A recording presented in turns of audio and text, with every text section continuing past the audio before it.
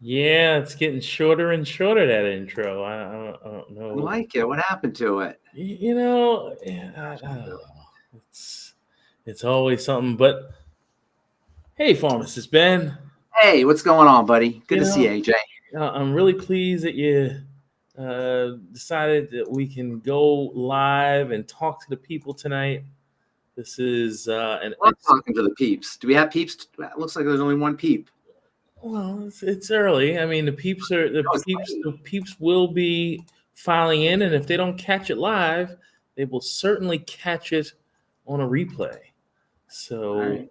you know, and as our famous saying goes, one monkey don't stop the circus. How it goes? I didn't heard that. Okay, so One monkey don't stop. No, one something doesn't stop the show. What's yeah, that yeah, song? yeah. That's One. Okay, I don't know how it goes. One bad apple don't spoil the whole bunch, though. You know that. yeah, I'm understanding that Okay. as a concept as well. All right. So what do you But want to talk about? but What's it's on the agenda? but it is great to see you. So we're going to talk about something that I can't pronounce, and this Yes, you can. is I want to. This is not true. You can pronounce it. We get intimidated by words, and that's very important that we lose our fear of words. When words get big, our brain shuts off. how about But hereditary there you go. hypophosphatemic? There you go. That's exactly what you do. What you just did. Everybody out there, when you see a big word, break it down. How do you eat a gorilla? One bite at a time. That's right. You break it down. I taught my daughter when she was like a little child to read huge words just by breaking it up into little pieces. Break it up into little pieces. Hypophosphatemic, and it's important in medicine and chemistry in general. It's the sciences, we'll say in general. Every syllable has meaning, and if you understand how to read these words, not only can you read the word itself, and by the way, when you're in the business, it sounds a lot like you know what you're talking about if you can read the words rather than if you're stumbling over the words. This is ingredients, chemicals, processes, diseases, etc. But also, each individual word will tell you what the problem is. So hypophosphatemia tells you everything you need to know about what it is. It defines it. Hypo, low, phosphate, emia in the blood. Hypophosphatemia, low phosphate in the blood. It tells you right there in the word. And then also, if you can break things up into chunks and you understand the meaning of each syllable, you can start to create words. You can make your own words to describe systems in the body. If you find out somebody has elevated cholesterol, you could say, oh, that's hypercholesterolemia. And then you can communicate it better. So you can work with, if you can work with the syllables, you can work with entire words and entire concepts. So it's not just semantic, and I'm not just busting your chops here. And that was very good. You said you couldn't read it, and then a second later you read it perfectly, just by breaking it up. It's not complicated. So you want to talk about that? Is that what you want to talk about today? Well, I'd like to at least start on that because I'm not so hypo means low, Yes. and then phosphate in the blood. So why we need phosphate in the Low blood? levels of phosphate. Okay, that's a good question. Low levels of phosphate in the blood. You get that. Okay, there's a couple components here because it's three words. It's hereditary, hypophosphatemic, rickets. Right? There's three things going on here, and that'll explain that. That'll help you answer your question. So phosphate is a very important element. It gives things hardness in the body. Number one. It's also very important for energy. You've heard of ATP? Yes. That's phosphate. Triphosphate. Gotcha. Right, that's phosphate. And then also phosphate plays a role in DNA, in genetics. So phosphate is a very important player in the body, very important. But usually we don't have a problem with phosphate because it's found everywhere. Okay. In addition, there's toxic forms of phosphate that are stuck into foods, but that's another whole other issue. By the way, fireworks come from phosphate. Phosphorus. Phosphate is a form of phosphorus. Fireworks are phosphorus. Phosphorus means the light bearer. Phosphorus is explosive. Phosphorus was discovered in urine. The first place it was discovered when it was noticed that urine gave off a bright light under certain conditions. That's how it was first discovered. So phosphate is very explosive stuff. Phosphate makes chemical warfare. In chemical warfare, they use phosphate gas. It's like the most deadly thing you could possibly do to somebody. Phosphate is powerful, powerful stuff. Very important stuff. It also gives the body structure. And phosphate is so tightly controlled, you actually have a gland that's responsible partially for phosphate levels, your parathyroid. Phosphate and vitamin D is involved. Phosphate is very, very tightly controlled, regulated, super, super important. We usually don't have a problem because there's many mechanisms inside the body that assure you have just the right amount of phosphate. With me? Yes. Okay. So you don't want too high, you don't want too low. Phosphate is in the blood to do things. There's a lot of things, like I just said. So phosphate has to be in the blood. When you eat phosphate, it goes into the blood, it gets distributed. Now the kidneys usually are the control point for phosphate. So when you need more phosphate, the phosphate is absorbed. When you don't need as much phosphate, the phosphate's excreted. Kidneys are like a control point for phosphate levels. You with me? Yes. Can't tell if you're with me or not. You got that blank look. You can't. Well, I'm trying to understand, so I'm listening. I know, but if I'm using you, I can't see the listener, so I'm using you as my symbol for the listeners. Okay. So if you don't understand, let me know. Okay. Phosphate's super important stuff. It's tightly regulated, tightly controlled, like calcium. And the kidneys, like as it does with calcium, controls phosphate levels. Okay. Got to nod or acknowledge me or something. Okay. Okay. So phosphate is very important stuff, controlled by the kidneys, and the amount in the blood is controlled by the kidneys. If you have, sometimes people will have what's called hereditary hypophosphatemia, or I should say, really any kidney issue can affect phosphate levels, right? Because the kidneys are controlling it. With hereditary hypophosphatemia, you are born this way.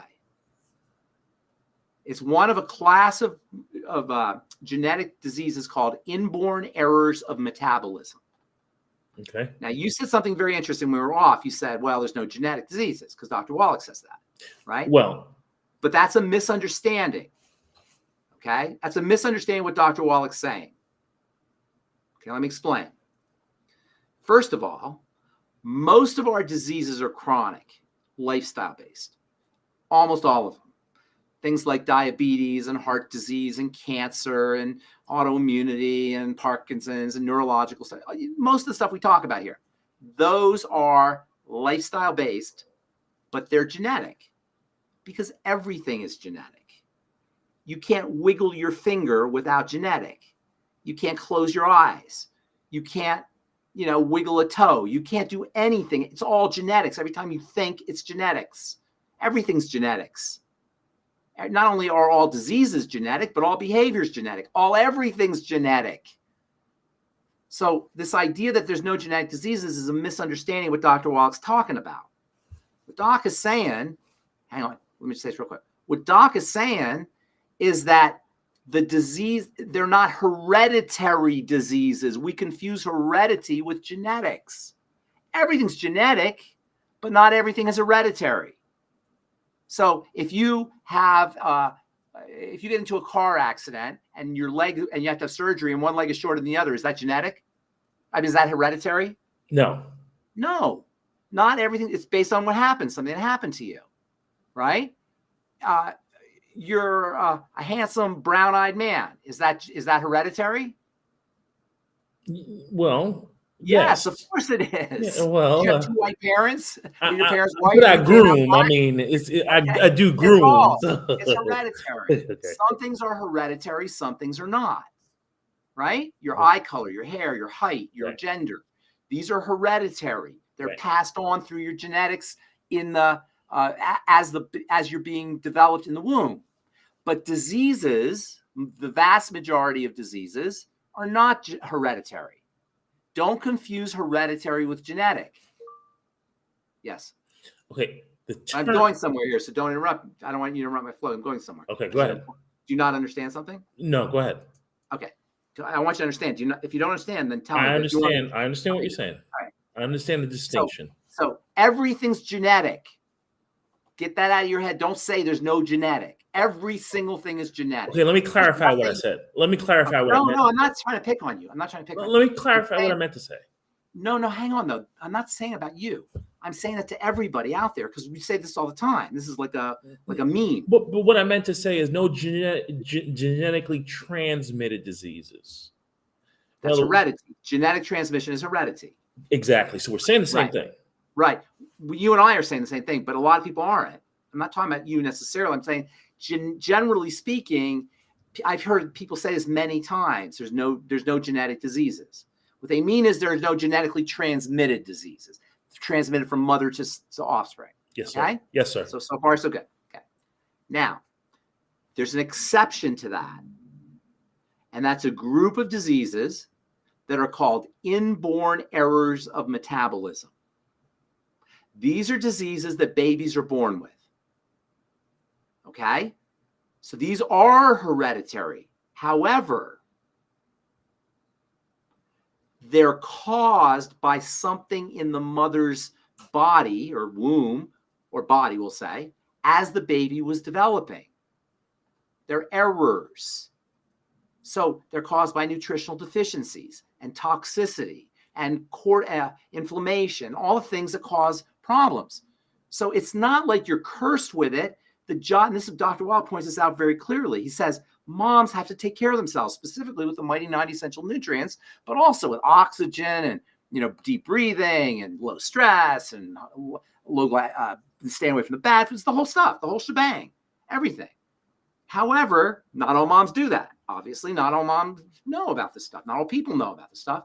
So babies are sometimes born with inborn errors of metabolism. They're very rare. Doesn't happen a lot. This thing, hereditary hypophosphatemia that you're talking about, maybe like 1 in 20,000 babies, 5 out of 100,000 babies, 50 out of 1 million babies. Very, very tiny amount of, highly unlikely, very, very rare. Okay, now the kidneys are regulating phosphorus. This disease, this inborn error of metabolism, affects the kidney. And when you have this, your kidney doesn't suck up phosphorus. Remember, phosphorus is resorbed. The kidneys are taking it in or putting it out. When you have this disease, the kidneys have lost their ability to pull phosphorus in, and these patients have low levels of phosphorus, very low. Okay? Now, phosphorus is, as I just said, incredibly important. So this is a serious problem. In the most dramatic example of a hypophosphatemia, phosphorus deficiency, is the skeletal system becomes weak because phosphorus is very important for strengthening bones and teeth. The musculoskeletal system in the teeth depend on phosphorus for hardness. So one of the things that happens when you have hereditary hypophosphatemia, the kidney issue, is your bones become weak and soft. Right? You with me? Yes. The name of the disease that's caused, or that causes weak bones, is Rickets. So when people have this hypophosphatemia condition, they sometimes can have Rickets. Oftentimes will have Rickets. And that's what you just asked me about. Hereditary hypophosphatemic Rickets. Make sense? Yes. Okay. So then the next question obviously is, what the hell do you do? Right? So it's very difficult because you're now dealing with a fundamental problem. It's the body doesn't do something. And you can't make it do something it doesn't do. However, you have what's called locus of control. And this is always very important to recognize. I have people tell me about EMFs and about microwaves and we talked about microplastics a couple weeks ago. And there's all these horrible things. But you can only control what you can control. And you want to control what you can control. So you're not going to eliminate microplastics, but you can stay away from, plastic jugs, and your water with plastic jugs. Or I know there's things you could do. Or you can improve bowel functioning.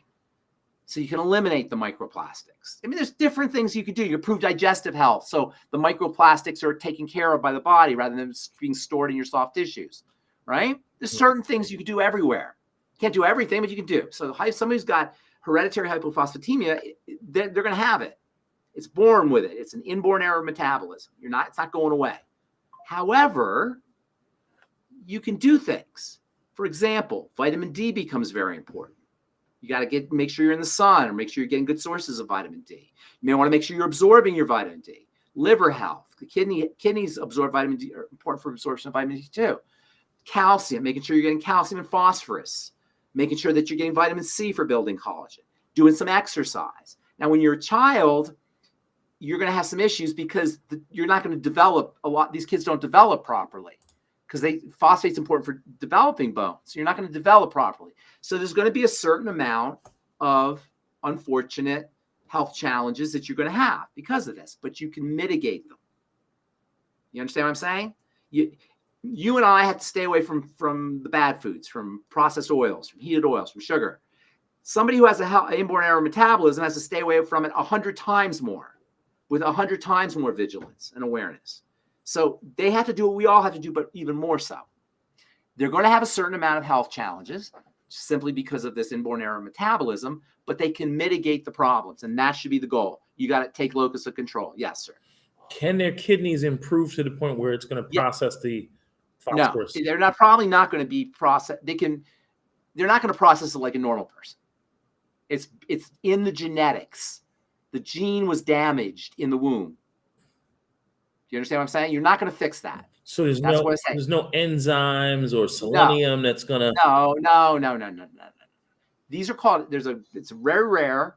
These inborn errors of metabolism are extremely rare, and they're so rare that it's not really an issue to talk about.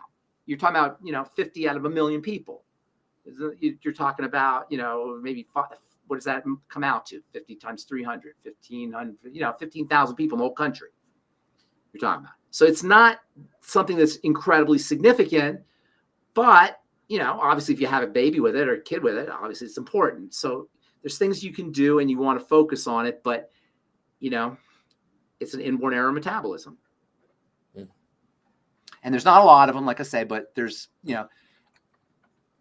happen and they happen rarely, but that just tells moms, you want to take care of yourself. Now, inborn errors of metabolism can run in the family, and people say, oh, my mom had an inborn error of metabolism, so I have it too. But I don't buy that. If you're taking care, if the pregnant mom is taking care of themselves, they're unlikely to occur. Mm-hmm. Mm-hmm.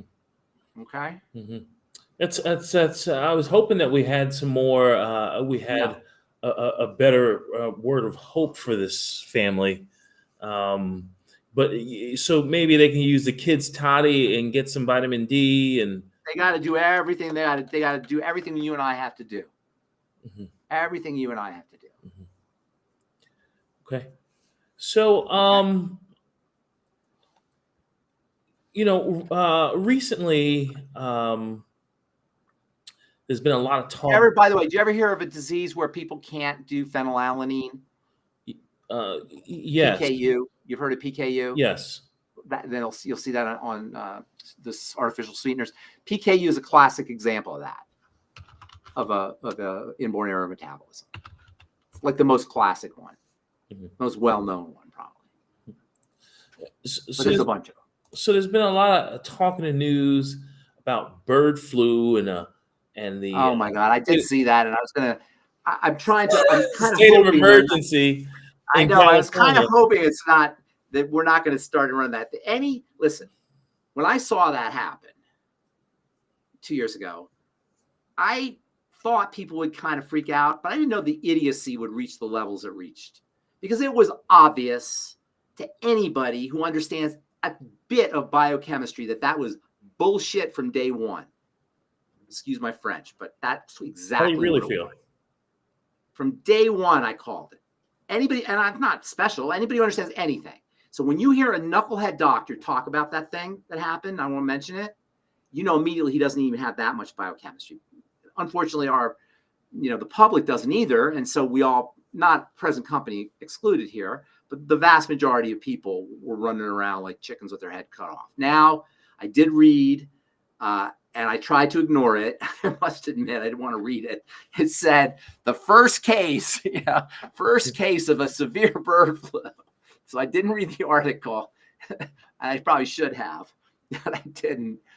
So I'm hoping that's not like, shot across the bow, like the first thing that happens. Because in 2020, it was the end of December when we read the first case of this new blah, blah, blah, blah, blah, blah. People, if you fall for this a second time and you don't get that That first thing that happened was a eating disorder, or an eating disease, I should say. You get that? It was an eating disease. It was a food disease.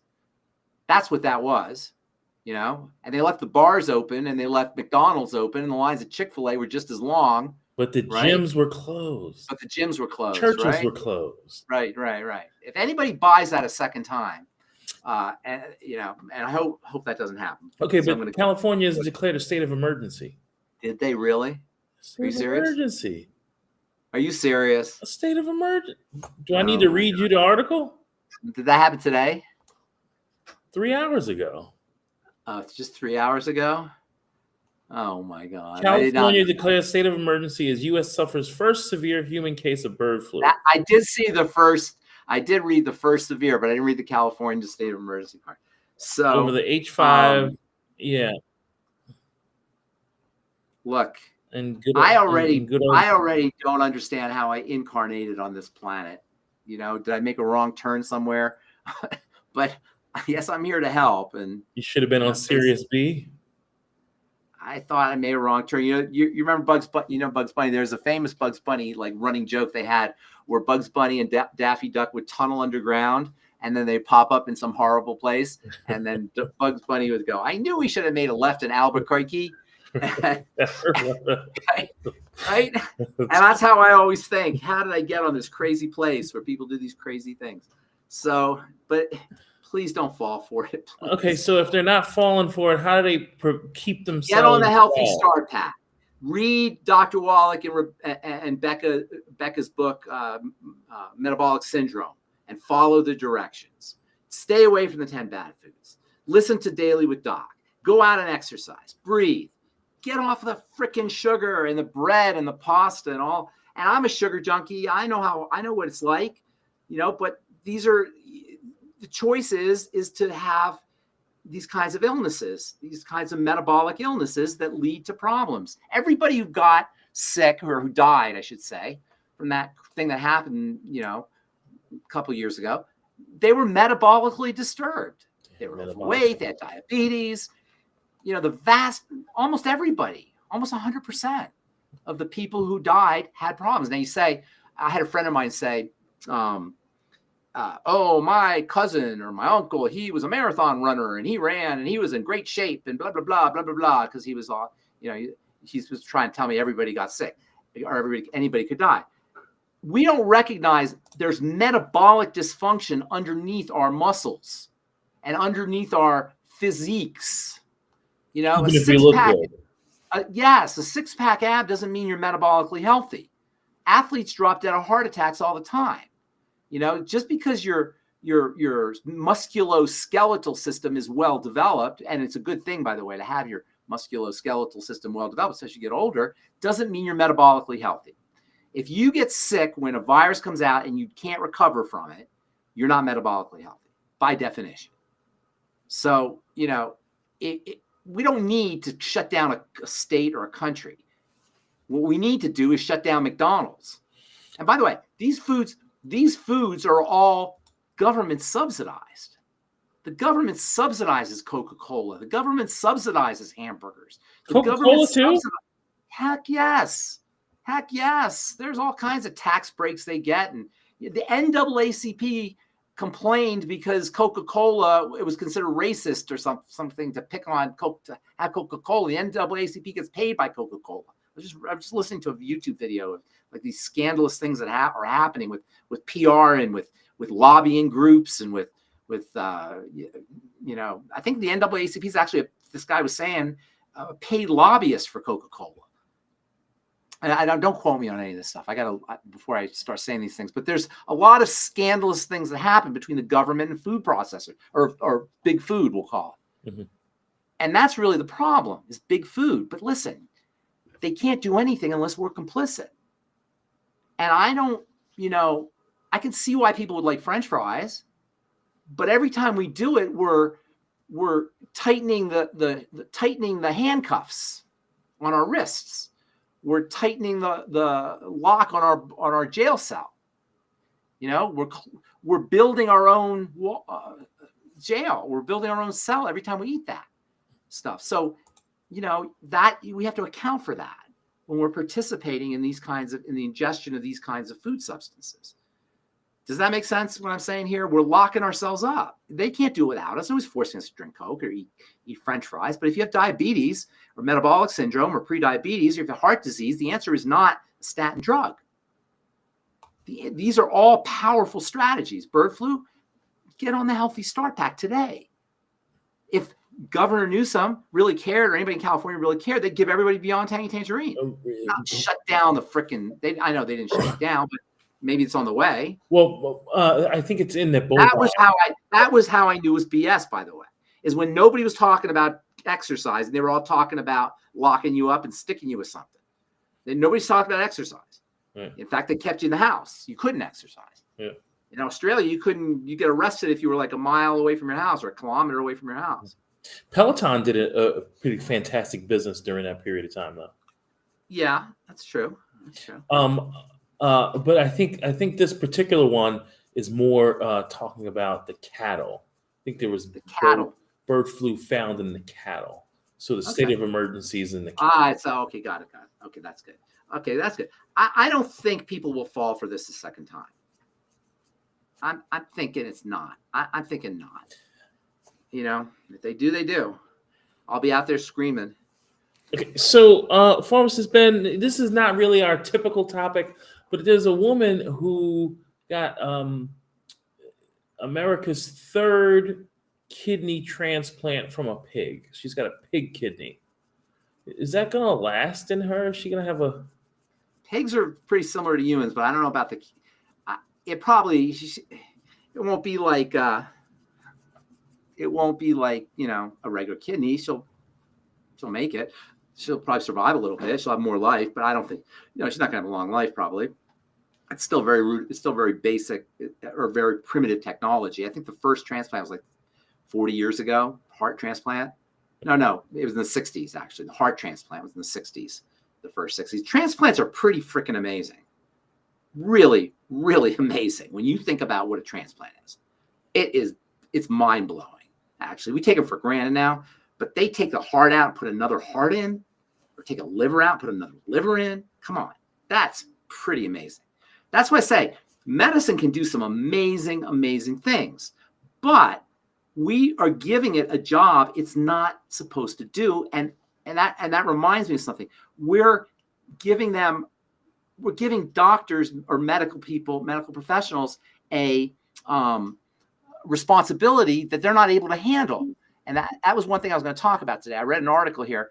The supplements doctors actually think you could take. You ready for this? Or you should take. Okay, this is from Time Magazine. I was going to talk about today.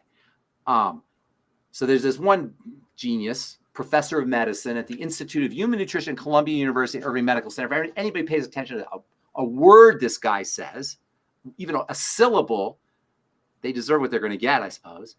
So anyway, this guy says, supplementation in the U.S. population in general is completely unnecessary.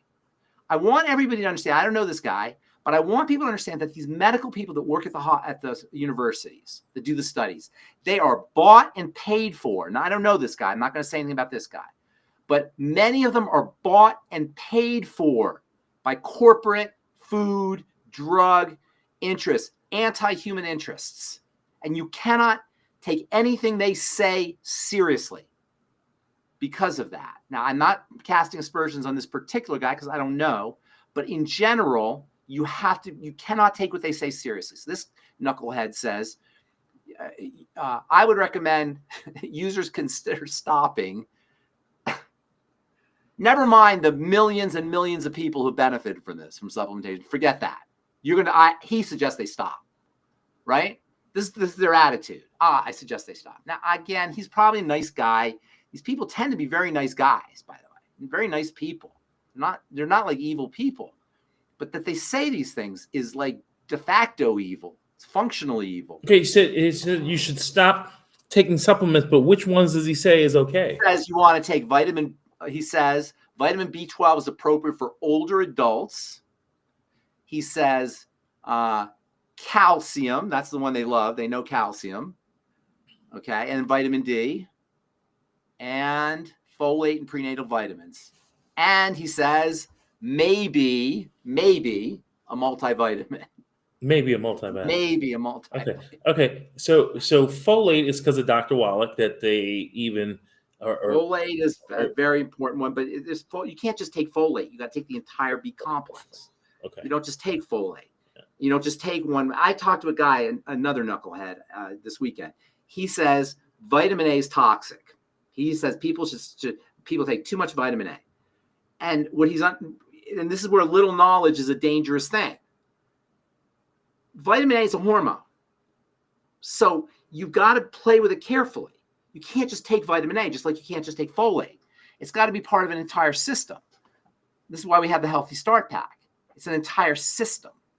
They're balanced. Vitamin A goes with vitamin D, and it goes with vitamin E. You got to have everything balanced. Probably with vitamin K also. You got to take everything all in a balance. You can't just take one or another. So when this guy says folate, what about B3 and B12? What about B3? What about B6? What about B5? They all come together as the B complex. Thiamine is ridiculously valuable. But their position is that you get enough from food, but clearly you don't. Clearly you don't, because look how sick we are.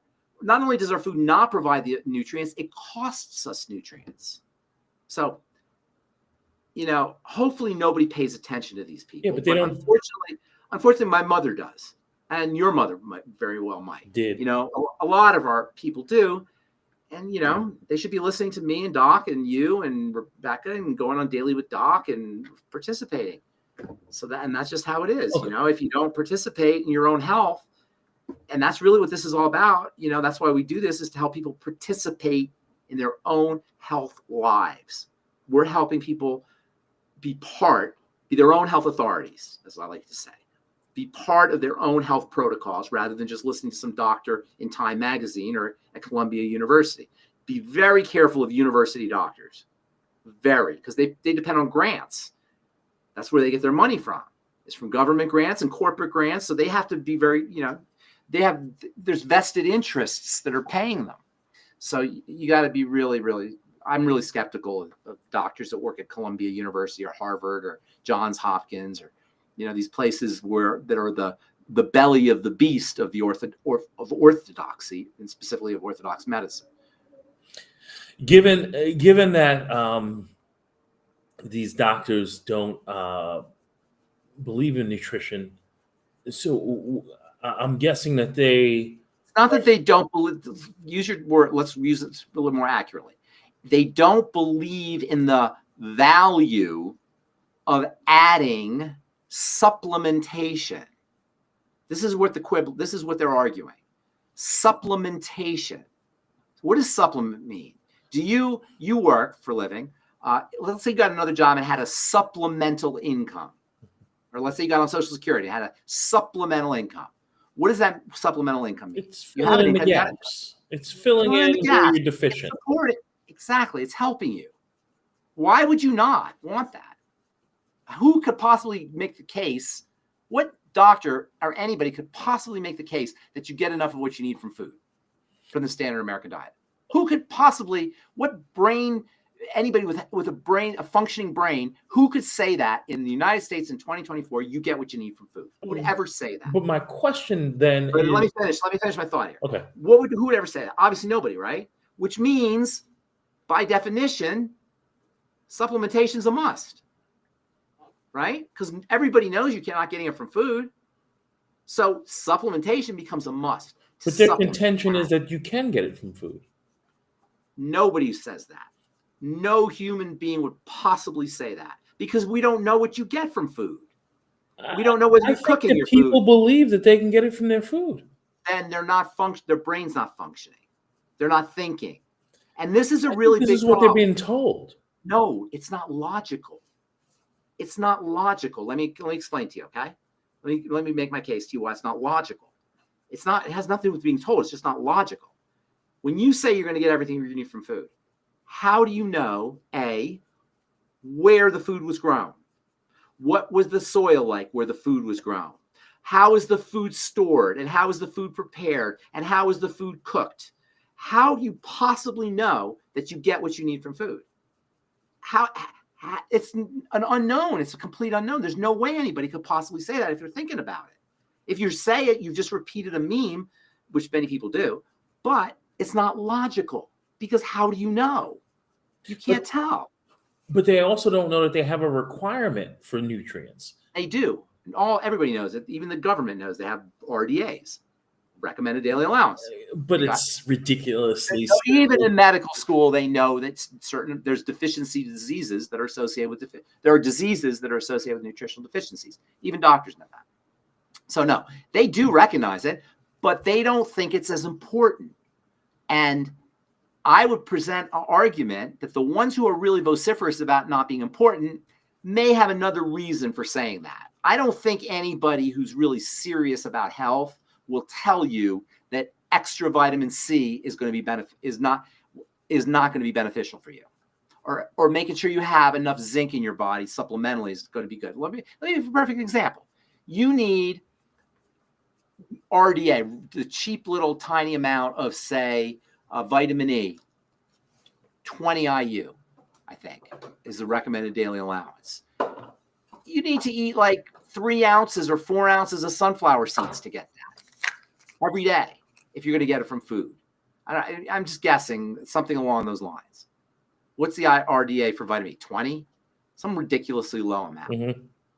Every study that's ever been done on vitamin D, or most studies that are done on vitamin E, I should say, not every, but a lot of the studies will say, are done on 400 IU. You know how you'd have to eat a bathtub full of sunflower seeds to get 400 IU of vitamin E. So you really can't get what you need. And there's a concept, and this is why I love Beyond Tangy Tangerine so much. And I tried to talk to this guy about it on the radio a couple of days ago. He didn't understand it. He made it sound like it was really confusing, but it's not. But it's important. So I'm gonna give you I'm gonna give you a little chemistry here. So these are 2 bottles, right? If I have 10 teaspoons of sugar in this bottle, if these bottles are connected, say, put them connected, they're blended.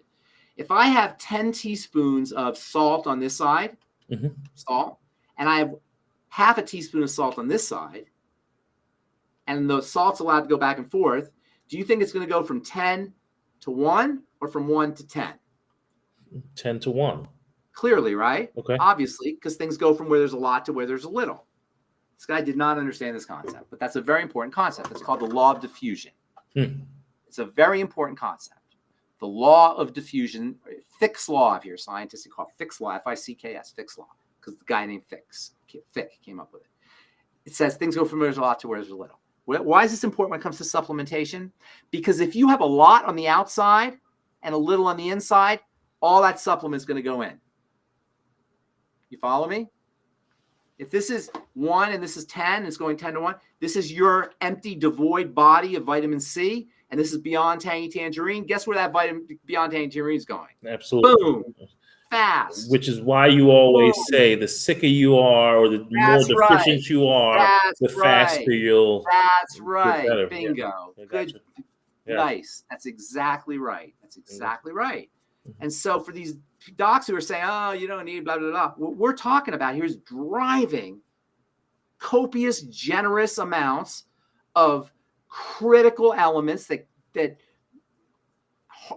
harmonize, because this is what they're doing. They're actually creating a biochemical or a quantum harmonizing of all of the electrical energy in a cell, in the body, in a cell. That's how they're working. They're working in this high-tech quantum fashion to create harmonic changes and resonant phenomena. All the basic quantum electrical phenomena, QED they call it, quantum electrical dynamics, that make the body healthy. Everything's being adjusted by the nutrients. They're all frequency devices, frequency modulators is essentially what they are. And you need them all. You remember crystal radios? Did you ever have a crystal radio? Yeah. Or did you ever, you know what I'm talking about? Had a little rock, had a little mineral inside, and you turn it and different frequencies would get conducted. That's how these things are working. So what you're doing when you're giving your body this stuff is you're creating an environment in the body where it can run the way it's supposed to run. The body is a super sophisticated machine. Now, as I said earlier, there's only so much you could do because we have crapped up our environment, man. We have mucked up our food. We've mucked up the air. We've mucked up the water. It is just mucked up, So there's only so much you can do. But what you can do, you want to do, right? Mm-hmm. Mm-hmm. And at the end of the day, it's all, as Tesla said, Nikola Tesla, he said, everything's frequency. If you understand frequency, you understand everything. He said frequency, vibration, and something else. But frequency and vibration are what it's all about. And so anything that changes the vibratory nature in a positive way is going to make you healthier. Supplements, that's exactly what nutrients do, and supplements do it even more. You do have to have you can't just go crazy with one at a time. You got to have a certain way of balance to it. And also, food is the best way to get your nutrients. Food is the best way to get your nutrients. I hate that I have to supplement. I wish I didn't have to supplement. I wish I lived in the Garden of Eden. I'd pick an apple and we'd have all the vitamin C and all the, vitamin beta carotene and whatever, vitamin K, whatever's supposed to be in the apple, whatever's there is supposed to be there, but it's not the case. So we have to supplement. It's a necessary thing to do in 2024. It's a must. Okay, and I know personally, by the way, I've seen the results. AJ, have you seen the results? I see it all the time. I don't care what that dumbass says from Colombia. I've seen the results all the time, like you just said, all the time. All the time, people. We see it all the time. Weight loss, people off their drugs, energy. I can give you the mechanisms. I love the mechanisms. I'm a scientist from day one. I can tell you the hardcore, how this whole thing is put together, how this whole thing works. It doesn't matter. It's AJ, that guy sitting right there, who changed his life with nutritional supplementation from Youngevity, with the Healthy Start Pack, and AJ's friends, and thousands upon thousands of other people that everybody in Youngevity knows. So yeah, I could tell you the mechanisms and the reason why it's all happening, but do it. You're crazy if you don't. And if you go into a medical professional to take care of your lifestyle health issues instead of using nutritional supplementation, it's on you. It's on you. And I hate to say that, but it's unfortunate. And that's just how it is. That's the world we live in. All right. Do we have any other questions? I got a couple quick questions. First, but I wanted to follow up on something you said. How did that conference go? I remember you were looking pretty excited. Yeah, the conference is so interesting. It was the Association for Anti-Aging Medicine, right? And a lot of them knew what we were talking about, but they still want to like how many angels can dance on the head of a pin thing. They want to get to the minutia of this molecule and this enzyme. You want to really, what we're talking about here is giving the body the raw material it needs and letting it go to town, letting it do its stuff. And that's the approach that I prefer taking. If you start talking about patented peptides and patented molecules and exosomes and, here's the thing. A growth factor is not going to work if you don't have vitamin C. A peptide or an exosome or a stem cell isn't going to work if you don't have the mighty 90 essential nutrients. You follow? Mm-hmm. All of these things that you're using are working via the mighty 90 essential nutrients. Now, stem cells are a little bit different because stem cells contain a nice supply of nutrients within them if you're using the whole stem cell. But basically speaking, all these fancy little enzymes that you hear about or this plant molecule, they're working, their mechanism of action requires the mighty 90. And if you're deficient in the mighty 90, they're not going to work, or they're not going to work as well. The mighty 90 is the foundation. That's why what we've got is so important, because everybody needs it. There's no deficiencies in peptides, but there's deficiencies in vitamin B3 everywhere, and vitamin A and vitamin E and mighty 90 essential nutrients in general. We're giving you the basics. We're providing the raw material that is the wheels that allow, or the machines that allow all these other fancy schmancy molecules that you'll see advertised to work efficiently. Okay, I got two more quick questions. Lit on YouTube is asking. First of all, he says AJ and Ben are the best duo. Who is he? Send him a present. Yeah, it's Christmas time. Lit, thanks for the present, buddy. So, is he your friend? Was he your cousin or something? I know, right? He must be family, because he put my name first. So Yeah, I guess A comes before B. it's your So, mom. I That's your know, mom. right? So, what's your opinion of taking creatine monohydrate for muscle recovery? Creatine is freaking the bomb. Everybody should be taking creatine, but it's especially after workout. Creatine is amazing, amazing stuff. It's not an essential. It's not an essential substance, but you could maybe say conditionally essential, possibly. Just amazing, especially for older folks and working out. I think we talked about this last time. Working out is really important for older folks, and then creatine on top of that. Creatine is also what's great the for your skin. mechanism? There's several mechanisms. It is a buffer. When you work out, you produce acid, and creatine phosphate. It's got phosphate in there. Is a buffer for acid. It also is a source of nitrogen. And nitrogen is very explosive stuff. Farmers know about nitrogen. Nitrogen is, you watch Popeye. What did Popeye eat to get strong? Spinach. Yeah, he didn't eat steak. Why did he eat spinach? What the heck's with spinach?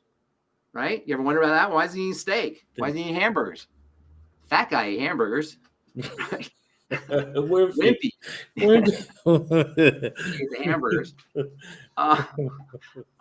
No, Popeye ate spinach. Spinach is nitrogen. It's one of nature's best sources of nitrogen.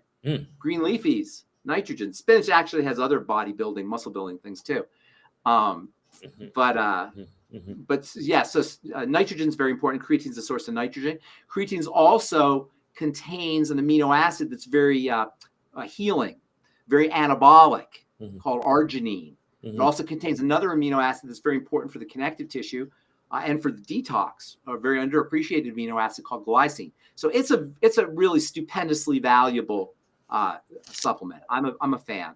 I've been taking it for years. So the L-arginine is like the cheaper stuff? It's also good for your skin. Has sun protection properties for your skin and anti-aging properties for your skin. The L-arginine is the cheaper stuff?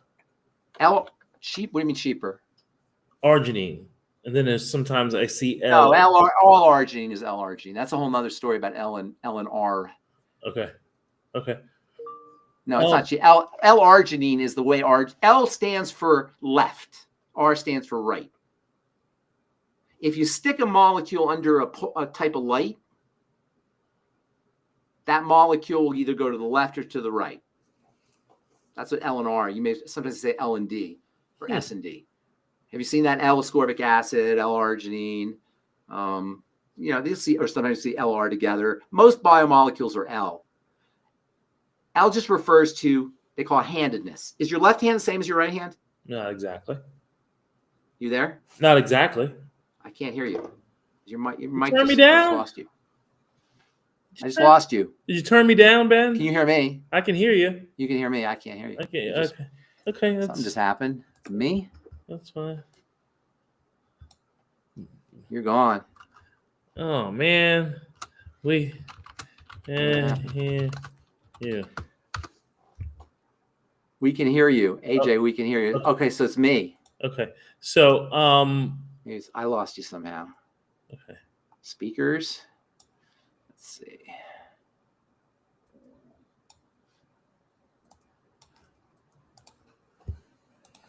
Okay.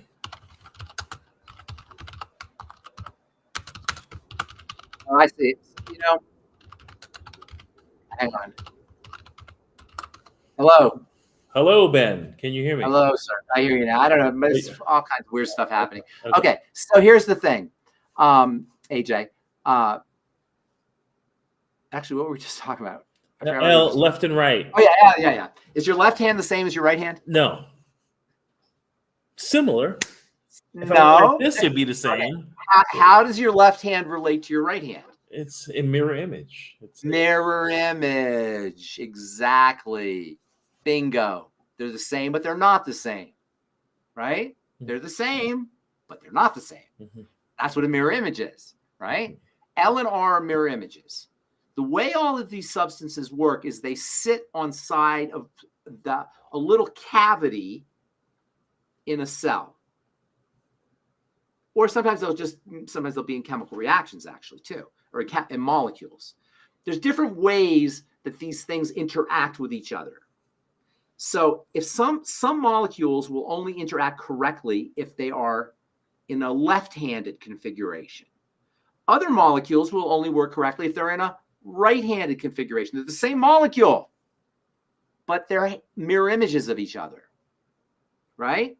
So there's a version of ascorbic acid that's like a parallel universe. There's a version of ascorbic acid that's like this. And in a parallel universe, there's a version of ascorbic acid there's like this. I would venture to say that there's a parallel universe where there's a mirror image of AJ. There's only one Ben, though. There's only one pharmacist Ben. So you're saying that L-arginine is Superman, and then R-arginine is Lex Bizarro. Luthor.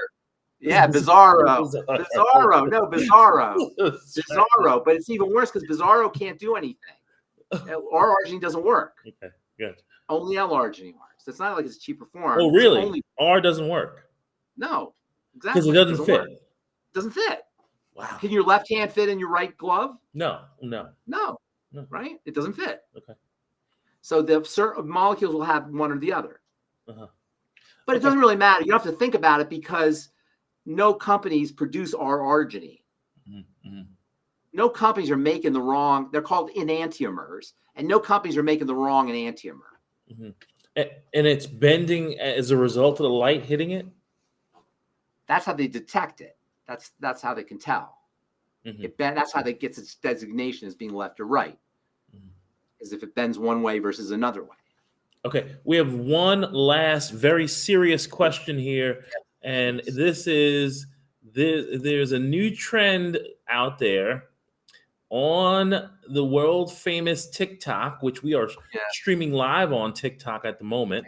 So everybody that's watching us on TikTok, please go on the bottom and get yourselves the Healthy Body Start Pack 3.0 that you see there listed on the TikTok shop on the bottom of the screen.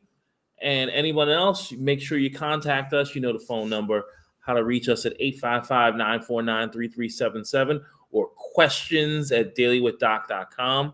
But on TikTok, Pharmacist Ben. Yes. How many people do we have on TikTok watching? I can't look. But the new trend on TikTok right now is putting beef tallow-based cosmetics on their faces. God. All right. I've heard of it. I actually had somebody ask me. I had this interview, some like kids magazine or like teenager magazine earlier this year, and they asked me about that, and I was like, "Are you serious?" I hadn't heard of it then, but now I know what you're talking about. As my brother used to say when he was a little kid, my brother was a very funny kid. He used to go, "That's nonsensical nonsense." He used to call it nonsensical nonsense. That's how I think of it. What are you saying? That's just stupidity. Are you saying beef tallow cosmetics aren't as good as Truth Naturals? Let me tell you something. Hey, you want to talk skin? All right, we'll talk skin. I love talking skin. It's my favorite thing to talk. So, what's the name of your company again? I'm sorry, I said it wrong. Truth Treatments. Truth Treatments. TruthTreatments.com. Okay. So, and it's a completely different way of taking care of your skin because I'm a completely different formulator, and I do everything completely different because how we're doing it is wrong. You know why we have thousands of skincare companies out there? Is because nobody's happy with their skincare. Everybody's looking for the latest and greatest because it's all being done the same way, which is to say wrong. Because skincare products were developed in the 19th century before we knew what the skin was. The skincare products we use today, the modern skincare product, the cream, the lotion, that kind of stuff, that was all developed in the late 1800s. And it was derived from skincare products that were developed by Galen in the year 200. That's what we're still doing today. It's asinine. And that's why you'll hear people put tallow on their skin, or sometimes you'll hear people say, "Oh, I just use olive oil. I just use coconut oil. I just put oil. My grandmother, all she did was she put olive oil on her skin, or she because she didn't understand her skin." See, here's the thing. What is the skin? The skin is the body's largest organ. Yes. It's a living, thriving, breathing, dynamic structure. Alive, throbbing with life force. We don't see that. You know how you don't want to see your intestine? You know how you don't want to see your heart? Why is that you don't want to see your intestine or your heart? Because it's throbbing and gooey. And if you were to look at somebody's heart, you would probably turn away because it has this dynamism to it, right? There's life force to it that's powerful. You don't want to see it necessarily, but the skin we look at all the time, we don't think of that because it's covered. It has a covering. It has a very hard layer on the surface that disguises its livingness. So we don't see it as a living structure, even though we call it a living structure. You follow? Follow me? Listening. Right? So what does a living structure mean? It means it needs to eat. It needs to be oxygenated. It needs to be clean like any living structure. Food, oxygen, and a clean place to do its work. That's what all living structures need. If you put coconut oil in your skin, or tallow, or olive oil, not only are you not giving you're not supporting the livingness of the tissue, okay? But even worse, clogging it, suppressing it, shutting things down, inhibiting it, or putting things on it that are going to react with the environment. In the case of vegetable oils, which you never want to put on your skin, and most skincare products have them. Because it's a misunderstanding of the skin as a living structure, because it doesn't look like a living structure, right? But it is. So what is the most important? If you understand the skin's a living structure and you want to make the skin healthier, you've got to get to the livingness part. What is the livingness part? The cells. The cells are deep, way deep, relatively speaking. So the whole skin, by the way, the entire structure is about as thick as 10 pieces of notebook paper. The entire structure called the skin. I mean, you just see how thin this is. 10 of these, that's your whole skin. So from a cellular perspective, the cells are deep. If you don't get to those cells, you're not going to make a change in your skin by putting a skincare product on. But because we don't see it that way, and we do the stupidest thing when we put our skincare products on, is we feel our skin after we put the product on, as if we did something to our skin. The trick is, the illusion is you put your cream on, oh, I feel nice, soft, nice. You haven't done anything. You're feeling the product. You're feeling the mushy product combining with the hard film on the surface of the skin. You haven't done anything. That's why people say, oh, I use coconut oil. Great. Use coconut oil or tallow in this case. You could put tallow on your skin. You're going to feel the tallow. There's nothing going to happen. You're missing an opportunity. So what I did with Truth is, and I had to do this because I was in the pharmacy and I was making these products for people who had burns or had traumas or, all kinds of weird. This kid had a garage door fall on his head. Somebody fell off that was on a motorcycle and they fell off, or they got into an accident. They had all this road rat. I had to make products for people who had serious problems, even just skin diseases, even just regular problems. So what I did was I couldn't put tallow. I couldn't do olive oil. That's not going to make a difference. That's not going to see healing. I thought to myself, what is the most powerful ingredient for the inside of the body? The most powerful. You know it. What is the most powerful ingredient you could put on the inside of your body? Collagen? Class of ingredients, not single ingredient. Class. What's the most important thing you got to put in your body every day? Nutrition, nutrients? Hello. Vitamins, nutrients? Hello. Okay. Most important thing you put inside your body is nutrients. What's going to heal your body? Nutrients. So I said to myself, what if we did that in the product? What if I took a skincare product and turned it into a topical nutritional supplement and took just vitamins, minerals, aminos, and fatty acids and put them in carriers, delivery systems, which I knew about from pharmacy school, carriers, because pharmacists study these carriers. We study carriers. How you put them in carriers to get them through the surface to the cells. What would happen? Well, first of all, it was an intuition, but what happened was exactly what you would anticipate would happen, and that's what Truth is. It's topical nutritional supplements that heal your baby's diaper rash, burns, shaving cuts, and make your skin look beautiful at the same time.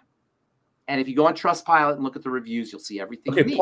Pause for 1 second. Kiki Soaps is saying that she used coconut oil, but what she's asking, instead of using coconut oil, I'm assuming she uses. It depends on what you're trying to accomplish. It's on what she's trying to accomplish. I'm gonna assume that she wants more supple skin. So what is Okay. she going to use from Truth that's Okay. going to give her that? Truth is therapy. It's not skincare products. It's therapy. So for Kiki, she would be using our Truth Transdermal C Serum, 1 or 2 drops a day, 1 or 2 drops, or 1 or 2 drops twice a day. I do 1 or 2 drops 3 or 4 times a day. 1 or 2 drops where? Wherever the tissue is, usually for the face. I make these for the face, but you can use it anywhere in your body. 1 or 2 drops with biomimetic mineral mist, which is plant-derived minerals, ionic minerals, in a liquid with a few other things. Mix it like this, rub it on your skin. Not only will your skin be soft and supple, like you say, but it will be healthier and it will look healthier. It will glow. You'll see it. Okay, backtrack. One second. She's saying that she has dry skin. That tells me that she's deficient of essential fatty acids. Correct. That's the most important thing for dry skin, not what you put on the outside. Most important for dry skin is fats.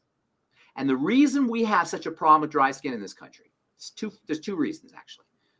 And we sell billions of dollars in moisturizing cream, probably $3, $4, $5 billion a year in moisturizing creams. And everybody has dry skin. Everybody. When I do my talks, I say, how many of you have dry skin? Every hand goes up. It's the biggest problem. Everybody. AJ, I bet you even have dry skin. Everybody has dry skin. It's just a very common thing. Extremely common. Actually, you probably don't have dry skin because you've been supplementing. Correct. Yes, that's right. That's right. But it's extremely, extremely, extremely common to have dry skin. But we have all moisturizers. Kiki probably has a moisturizer. If she's like most people, a moisturizer in her purse and in the bathroom and her medicine cabinet and 2 in her car and 1 in her office and another in her locker. And people have a graveyard of moisturizing creams everywhere in their house and everywhere they look. And so you would think with all the moisturizers we're selling and all the moisturizing creams everybody has, we'd never have dry skin problems, right? But what's the truth of the matter? The opposite. Everybody has dry skin and everybody's using moisturizers. So what does this tell us? Well, it tells us something very interesting that I learned from working at Blistex.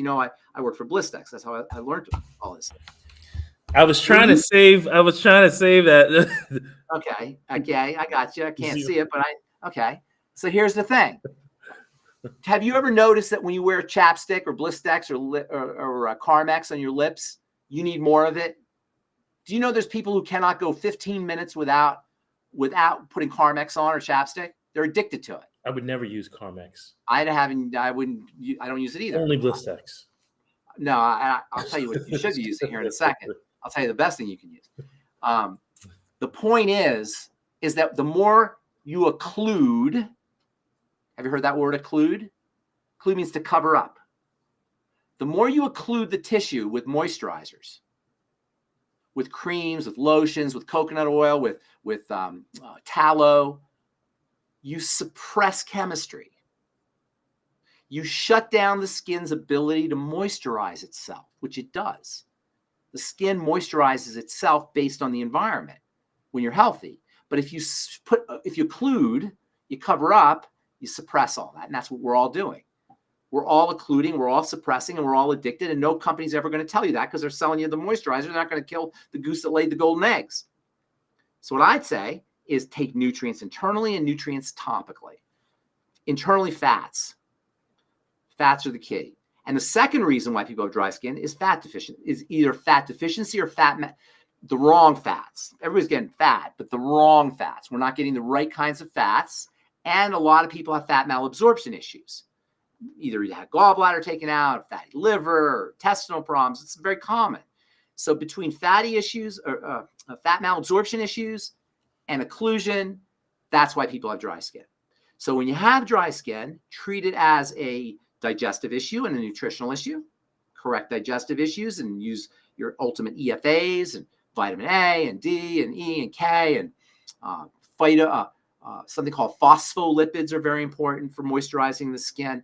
So make sure your digestive system's working correctly and you're nutritionally whole, that you're taking care of your nutrients, and then use Truth treatments. Use topical, our omega-6 healing cream, our transdermal C serum, and our biomimetic mineral mist, truthtreatments.com.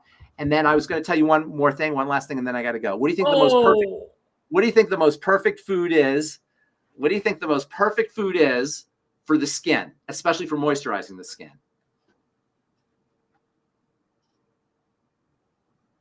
Contains Avocado? everything your skin needs. What? Avocado? Nope. Avocados aren't bad. The perfect skin food. Eggs. Oh, yeah.